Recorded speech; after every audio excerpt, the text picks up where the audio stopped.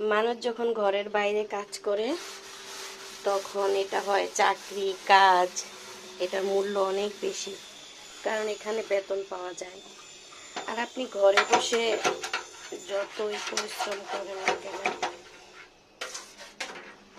যতই কাজ করেন না কেন, এটার কোনো মূল্য নেই। তারপরে সারাদিন পরে শুনতে হয়, কই কি করো, সারাদিন তো মোবাইলেই টিপো। ঠিক আছে, আপনি যখন আধা ঘন্টার জন্য মোবাইল ধরবেন তখন মনে হবে সে মনে হয় সারাদিন মোবাইলই দেখে। আর সংসারের কাজগুলো পরিরা এসে করে দেয়। তো দেখেন কি নোংরা। তো যাই হোক, কে কি বলবে সেটা দেখে লাভ নেই। যদি সংসার ভালোবাসেন, নিজের সংসার কাজ করতেই হবে। ঠিক আছে, তো কষ্ট লাগে যখন এত পরিশ্রম করার পরে